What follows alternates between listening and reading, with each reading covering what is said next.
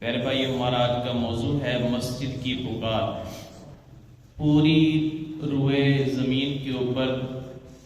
سب سے جو افضل جگہ ہوتی ہے وہ اللہ تبارک و تعالیٰ کا گھر مسجد ہوتی ہے۔ سب سے پہلے اللہ تبارک و تعالیٰ نے اس زمین پر جس گھر کو آباد فرمایا وہ بیت اللہ شریف ہے،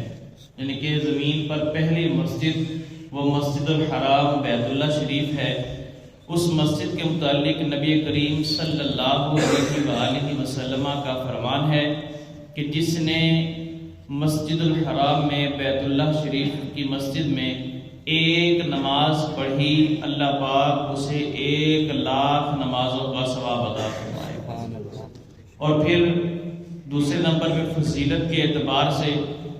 مسجد نبوی ہے، نبی کریم علیہ السلام کی مسجد مدینہ المنورہ کے اندر ہے۔ اس کے متعلق میرے آقا کریم علیہ السلام کا ارشاد ہے کہ جس نے مسجد النبوی میں ایک نماز ادا کی، اللہ پاک اسے 50,000 نمازوں کا ثواب عطا فرمائے۔ تو پیارے بھائیو، یہ جو مسجدیں ہوتی ہیں اللہ کے گھر ہوتے ہیں۔ ہمارے پورے گاؤں کے اندر جتنی مسجدیں ہیں یہ افضل ترین مقامات ہیں۔ حضور نبی اکرم شفیع اعظم صلی اللہ علیہ وآلہ وسلم نے فرمایا کہ مساجد اللہ تبارک و تعالیٰ کے حکم سے لوگوں کو اپنی طرف بلاتی ہیں، پکارتی ہیں کہ تم میرے پاس آ جاؤ۔ ایک پکار وہ ہے جو سپیکر میں ہم سنتے ہیں، اللہ تبارک و تعالیٰ کا نام، حی علی الصلاۃ، حی علی الفلاح کی صدائیں ہمارے کانوں تک پڑتی ہیں۔ ایک تو یہ پکار ہے، دوسری ایک باطنی پکار ہوتی ہے جو مسجد کی در و دیوار اللہ کے بندوں کو اپنی طرف بلاتے ہیں۔ اس کے اوپر حضرت عبداللہ ابن عباس رضی اللہ تعالیٰ عنہ کا قول بڑا ہی پیارا۔ آپ فرماتے ہیں کہ جب ایک بندہ مسجد میں نماز پڑھتا ہے اور ایک جگہ کو اپنے لیے مخصوص کر لیتا ہے کہ میں فلاں جگہ پر کھڑے ہو کے نماز پڑھوں گا، اور وہ وہیں پر کھڑا ہو کے نماز پڑھتا ہے، عبادت کرتا ہے، مسجد میں اس کی آنی جانی رہتی ہے، تو فرمایا کہ جب وہ بندہ کچھ دن مسجد میں نہ آئے یا وہ دنیا سے چلا جائے، بیمار ہو جائے، تو حضرت عبداللہ بن عباس فرماتے ہیں کہ وہ مسجد اس کو آواز دیتے ہوئے اللہ کی بارگاہ میں عرض کرتی ہے کہ میرے مولا، جو بندہ میرے سینے پہ کھڑا ہو کے تیری عبادت کیا کرتا تھا مجھے اس بندے سے ملا دے۔ میں کو مسجد کی وہ جگہ شاہد ہو جاتی ہے، اس بات پر گواہ ہو جاتی ہے کہ اللہ کے بندے نے میرے اوپر سجدے کیے، میرے اوپر اللہ کی عبادت کی، لہٰذا دنیا میں بھی میں اسے یاد رکھوں گی، اور جب قیامت کا دن آئے گا تو میں اللہ کی بارگاہ میں کھڑے ہو کر اس بندے کے لیے مغفرت کی دعا کروں گی۔ تو بہرحال مساجد جو ہوتی ہیں اللہ تبارک و تعالیٰ کی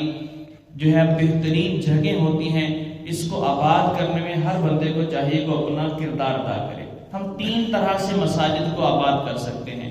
ایک پہلا طریقہ یہ ہے کہ ہم اپنے سرمایہ کے ذریعے، تعاون کے ذریعے مساجد کو آباد کریں، اور الحمدللہ ہم سب کرتے ہیں، جہاں تک ہو سکے ہمارے تعاون کے ساتھ ہی مساجد کا معاملہ چلتا ہے۔ اور دوسرا مساجد کو آباد کرنے کا طریقہ ہوتا ہے انسان کی اپنی جبین، انسان کی اپنی پیشانی، کہ جب انسان اپنی پیشانی کو سجدے کے لیے اللہ کی بارگاہ میں رکھتا ہے تو اس سے بھی مسجدیں آباد ہوتی ہیں۔ اور تیسرا یہ ہے کہ بندہ